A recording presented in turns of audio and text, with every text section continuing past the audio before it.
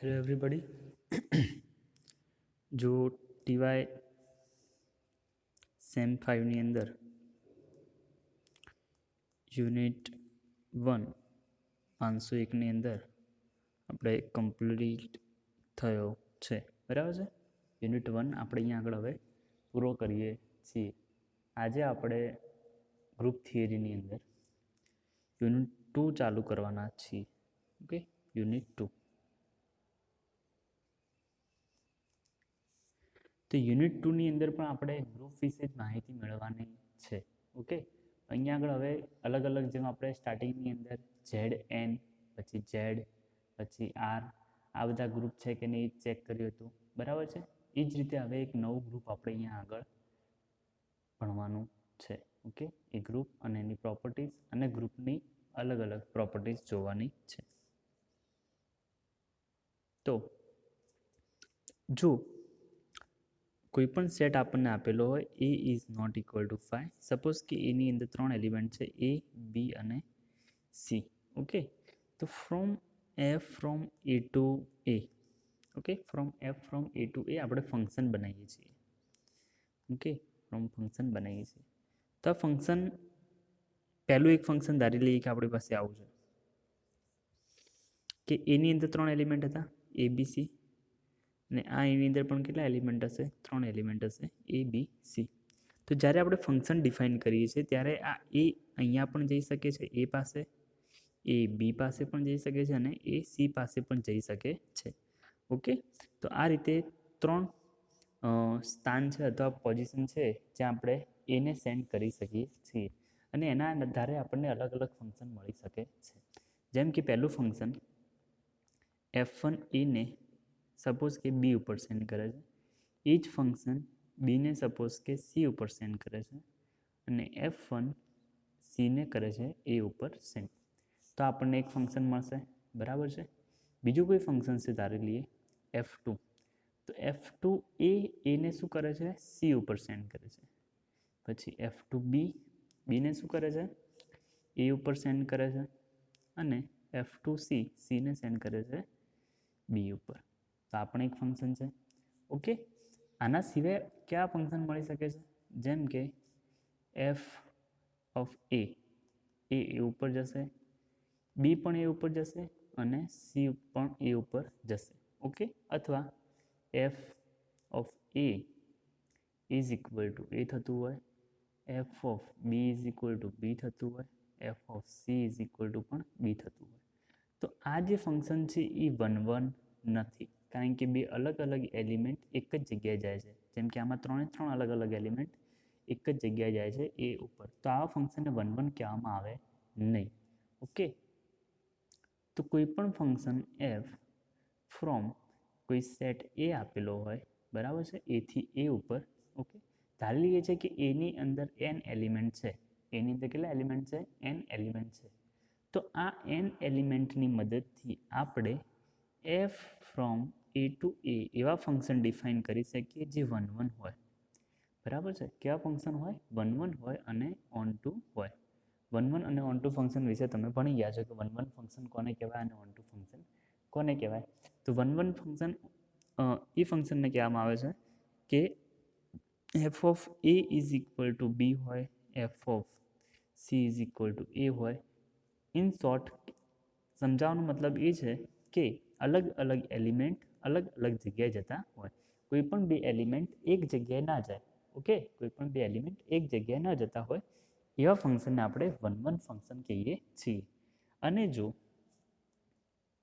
f from A to B આ સેટના દરેક એલિમેન્ટ યુઝ થઈ જતા હોય, મતલબ કે કોઈ પણ y બિલોંગ્સ ટુ B માટે there exist x belongs to A, કે જેથી fx is equal to y થતું હોય, બરાબર છે. For every y belongs to B there exists x belongs to A such that fx is equal to y.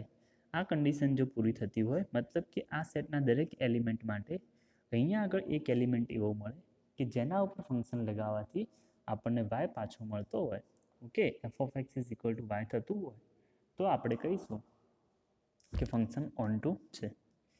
તો કોઈ પણ set A not equal to 5 આપેલો હોય, કોઈ પણ set A not equal to 5 આપેલો હોય તો આપણે f from A to A 1 અને 1 and onto function define કરી શકીએ છીએ, બરાબર. We can define function f from A to A which are 1 and onto. Okay, from A is not equal to 5, f from A to A V can define 1 and onto function, બરાબર છે. આવા એક function હોઈ શકે છે, બીજું પણ હોઈ શકે છે, ત્રીજું પણ હોઈ શકે છે. એ નંબર ઓફ એલિમેન્ટ્સ ઉપર ડિફાઇન કરે છે. ધારો કે cardinality of A is equal to n છે. Cardinality of A is equal to n મતલબ કે ધારી લઈએ કે એની અંદર એન એલિમેન્ટ આવેલા છે, સેટ એની અંદર એન એલિમેન્ટ આવેલા છે, તો આપણે એન ફેક્ટોરિયલ જેટલા 1 અને ઓન ટુ ફંક્શન બનાવી શકીએ છીએ, બરાબર છે. કેટલા? એન ફેક્ટોરિયલ જેટલા 1 અને ઓન ટુ ફંક્શન બનાવી શકીએ છીએ.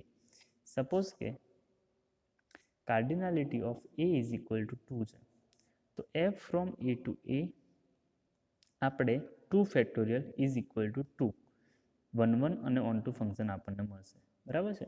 કેટલા ફંક્શન મળશે? 2 ફંક્શન એવા મળશે જે 1 અને ઓન ટુ હશે. જો cardinality of A is equal to 3 હોય તો f from A to A આપણને 3 ફેક્ટોરિયલ, બરાબર છે. 3 factorial is equal to 6 function એવા મળશે જે 1 અને ઓન ટુ હશે, બરાબર છે. 3 ફેક્ટોરિયલ ઇઝ ઇક્વલ ટુ 6 આપણને ફંક્શન એવા મળશે જે 1 અને ઓન ટુ હશે. આ જ રીતે જો cardinality of A is equal to 4 હોય તો આપણને 4 factorial is equal to 4 into 3 into 2 into 1 is equal to 24 functions એવા મળશે જે 1 અને ઓન ટુ હશે. તો આ બધા જ 1 અને ઓન ટુ ફંક્શનને જો આપણે સેટ બનાવીએ, જો બધા જ 1 અને ઓન ટુ ફંક્શનનો જો આપણે સેટ બનાવીએ તો એ સેટ ગ્રુપ બનાવે છે under the composition of functions, બરાબર છે. જો આપણે બાઇનરી ઓપરેશનની વાત કરી હતી, બરાબર છે, કે કોઈ પણ ગ્રુપ બાઇનરી ઓપરેશન ઉપર હોય છે, સ્ટાર ઉપર. તો અહીંયા આગળ આપણે કોઈ સેટ ઉપર ફંક્શન ડિફાઇન કરીએ છીએ, એવા ફંક્શન જે 1 અને ઓન ટુ હોય. ધારી લઈએ કે F1, F2, F3, F4, F5, F3, F4, F5, F6 આ કોઈ સેટ એ ઉપર ફંક્શન છે, બરાબર છે. એ ટુ એ ઉપર ફંક્શન આપણને આપેલા છે, બરાબર છે. આ બધા જ ફંક્શન કેવા છે? 1 અને ઓન ટુ છે. ઓકે, તો આ જે સેટ છે એ ગ્રુપ બનાવે છે under the composition of function. Composition of function આપણને ખબર છે કે આપણે એફઓજી ડિફાઇન કરતા હતા કે f o g of x is equal to f of g of x. તો કોઈ પણ સેટ, કોઈ પણ નોન એમ્પ્ટી સેટ ઉપર આવેલા 1 અને ઓન ટુ ફંક્શનનો સેટ, બરાબર છે. 1 અને ઓન ટુ ફંક્શનનું કલેક્શન એ પોતે કમ્પોઝિશન ઓફ ફંક્શનની અંદર ગ્રુપ બનાવે છે. એ ગ્રુપને આપણે પરમ્યુટેશન ગ્રુપ કહીએ છીએ. ઓકે, એ ગ્રુપને આપણે શું કહીએ છીએ? પરમ્યુટેશન ગ્રુપ કહીએ છીએ. તો જોઈએ ડેફિનેશન. જો late S be a finite set having n distinct elements a1, a2, an. Okay, આ જ એલિમેન્ટને આપણે b1, b2 અને bn પણ કીધેલા છે. Okay, a mapping f from s to s which is 1 and on to. તો આપણને એક ફંક્શન આપેલું છે, સોરી એક સેટ આપેલો છે s, જેની પાસે કેટલા એલિમેન્ટ છે? n ડિસ્ટિંક્ટ એલિમેન્ટ છે a1, a2 અને an. આના ઉપર આપણે એક ફંક્શન ડિફાઇન કરીએ છીએ f from s to s, જે કેવું છે? 1 અને ઓન ટુ છે. આવા જેટલા પણ એલિમેન્ટ છે, બરાબર છે, આવા દરેક ફંક્શન્સને આપણે જો ભેગા કરવામાં આવે તો એ પોતે ગ્રુપ બનાવે છે. તો લખેલું છે define f from s to s, define f from s to s, f of a1 is equal to b1, f of a2 is equal to b2, f of an is equal to bn. then f is 1 and on to, બરાબર છે. f is permutation on s, f ને શું કહેવામાં આવે છે? Permutation on s કહેવામાં આવે છે. આ જે ફંક્શન છે એ ફંક્શનને આપણે પરમ્યુટેશન નામ આપેલું છે. ઓકે, અને it is denoted by f is equal to a1 b1, બરાબર છે. a1 ક્યાં જાય છે? તો b1 ઉપર, મતલબ કે f of a1 is equal two b1, તો એને આ રીતે લખવામાં આવે છે a1 b1, પછી a2 b2, AN BN. Okay, જો ફરીથી અહીંયા જે A1 હતો એની ઇમેજ આપણને B1 મળે છે, તો A1 B1 ઉપર જાય છે. A2 હતો એની ઇમેજ આપણને B2 મળે છે, તો A2 B2 AN અને અહીંયા આગળ BN. બરાબર છે.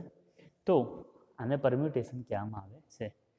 જો એક એક્ઝામ્પલ લીધેલું છે કે let S is equal to 1 2 3. S શું છે? 1 2 3 છે. તો આના ઉપર આપણને 6 distinct permutation of degree 3 defines as follow. ડિગ્રીની વાત આપણે પછી કરીએ, પહેલાં જોઈ લઈએ કે કયા કયા ફંક્શન આપણને મળે છે. તો 1 1 ઉપર જાય, 2 2 ઉપર જાય, 3 3 ઉપર જાય, એક ફંક્શન થઈ ગયું. 1 1 ઉપર જાય, 2 3 ઉપર જાય અને 3 2 ઉપર જાય, બીજું ફંક્શન થઈ ગયું. 1 2 ઉપર જાય, 2 1 ઉપર જાય, 3 3 ઉપર જાય, ત્રીજું ફંક્શન થઈ ગયું. જો આ બધા જ ફંક્શન અહીંયા આગળ F1 F2 F3 F4 F5 અને F6 આપેલા છે. આ બધા જ ફંક્શન કેવા છે? 1 1 અને ઓન 2 છે. ઓકે, આને આ રીતે દર્શાવેલું છે. જો એક સેટ છે S ઇઝ ઇક્વલ ટુ 1 2 3. બરાબર છે. તો આની અંદર 1 2 3 અને અહીંયા આગળ 1 2 3. અહીંયાથી આપણે એક ફંક્શન ડિફાઇન કરવાનું છે F. બરાબર છે. તો અલગ અલગ કઈ રીતે ડિફાઇન કરી શકીએ? તો 1 પહેલાં 1 ઉપર જાય, બરાબર છે. તો એક ફંક્શન 2 2 ઉપર જાય અને 3 3 ઉપર જાય. આ એક રીતનું ફંક્શન આપણને મળી ગયું. બીજો ફંક્શનની અંદર કેવું હશે કે 1 1 ઉપર ભલે જતો, 2ને આપણે 3 ઉપર સેન્ડ કરીએ છીએ અને 3ને આપણે 2 ઉપર સેન્ડ કરીએ છીએ. તો આ બીજું ફંક્શન મળી ગયું. આ પણ 1 1 છે અને ઓન 2 છે. ઓકે, હવે એના પછી એક નવું ફંક્શન ડિફાઇન કરીએ કે 1 2 ઉપર જાય છે, 2 1 ઉપર જાય છે અને 3 3 ઉપર જાય છે. આ જ રીતે 1 3 ઉપર જાય છે, બરાબર છે. 2 2 ઉપર જાય છે અને 3 1 ઉપર જાય છે. આપણે એક નવું ફંક્શન મળી ગયું આપણને. હવે શું કરી શકાય? તો 1 3 ઉપર જાય છે, 2 1 ઉપર જાય છે અને 3 2 ઉપર જાય છે. આપણે એક ફંક્શન આપણે બનાવી લીધું. એના પછી તો એક ફંક્શન, બે ફંક્શન, 3 ફંક્શન, 4 ફંક્શન, 5 ફંક્શન, હજુ એક ફંક્શન આપણે બનાવી શકીએ છીએ. જોઈએ કઈ રીતે. 3 3 ઉપર જતા રહે છે, 1 1 ઉપર જતા રહે છે.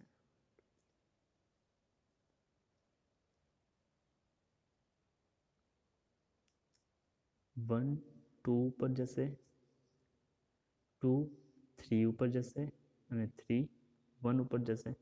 આ પણ એક ફંક્શન છે. ઓકે, તો જો આપણે આટલા ફંક્શન બનાવ્યા છે. ઓકે, આ બધા જ ફંક્શન કેવા છે? 1 1 અને ઓન 2 છે. તો આને લખવાની મેથડ કઈ રીતે છે એ આપણે જોઈએ.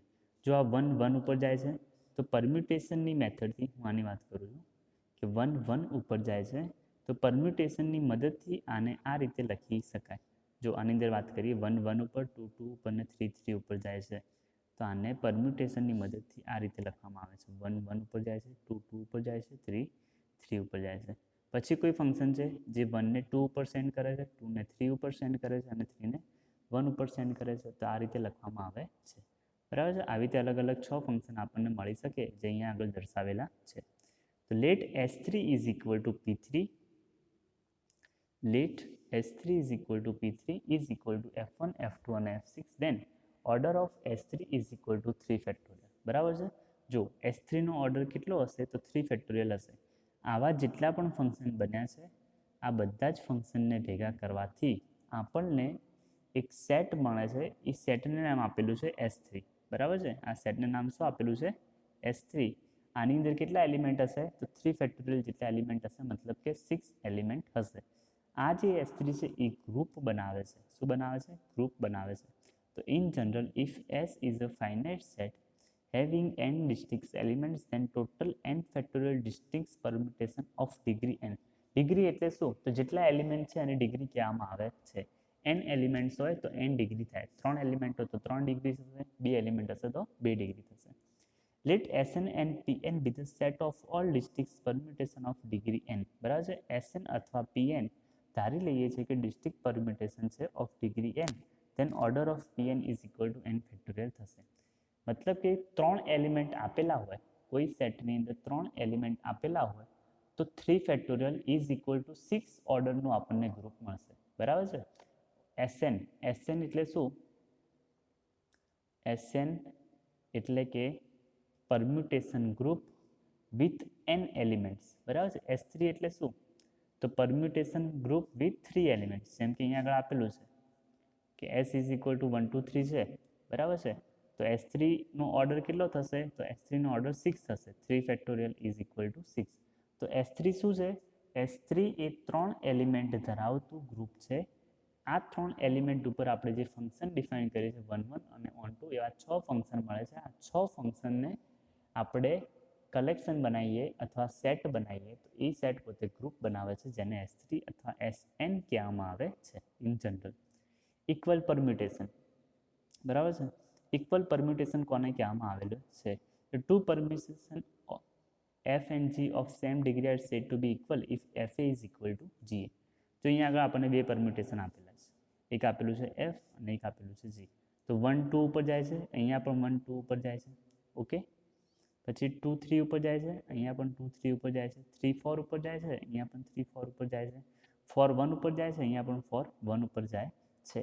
ઓકે, તો આનો મતલબ શું થયો કે f of 1 is equal two g of 1 છે.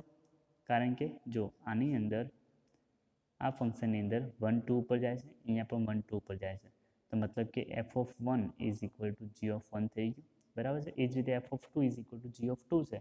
f of 3 is equal two g of 3 છે અને f of 4 is equal two g of 4 છે. તો આવા ફંક્શનને શું કહેવામાં આવશે? ઇક્વલ પરમ્યુટેશન કહેવામાં આવશે. આઈડેન્ટિટી પરમ્યુટેશન, જો 1 1 ઉપર જતો હોય, 2 2 ઉપર જતું હોય, 3 3 ઉપર જતું હોય, 4 4 ઉપર જતું હોય, તેને પરમ્યુટેશન આઈડેન્ટિટી કહેવામાં આવે છે. સાયક્લિક પરમ્યુટેશન, તો સાયક્લિક પરમ્યુટેશન એટલે શું? તો આપણે આ 1 3 ઉપર જાય છે, પછી 3 4 ઉપર જાય છે, 4 2 ઉપર જાય છે અને 2 1 ઉપર જાય છે. આને આ રીતે લખી શકાય: 1 3 ઉપર ગયા, 3 4 ઉપર ગયા, 4 2 ઉપર ગયા અને 2 1 ઉપર ગયા, બરાબર છે. આ બહુ વસ્તુ સરખી રીતે શીખજો.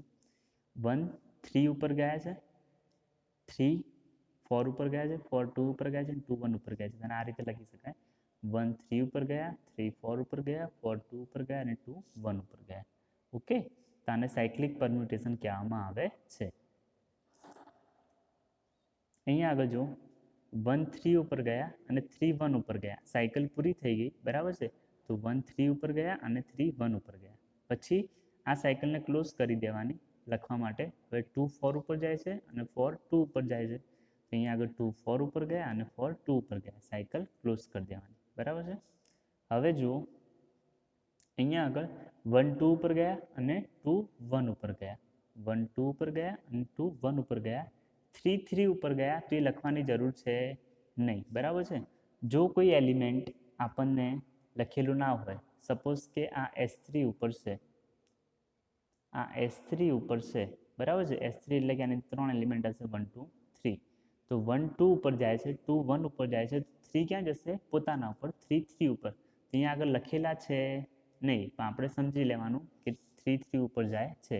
જો આ જ વસ્તુ S4 ની અંદર હોત, S4 ની અંદર તમને 1 2 આપેલા હોત, તો 3 3 ઉપર જતા અને 4 4 ઉપર જતા, 1 2 ઉપર જતા અને 2 1 ઉપર જતા. ઓકે, ચલો.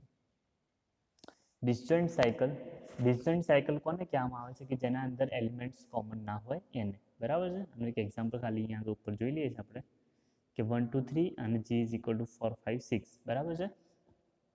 On s is equal to 1 2 3 4 5 6.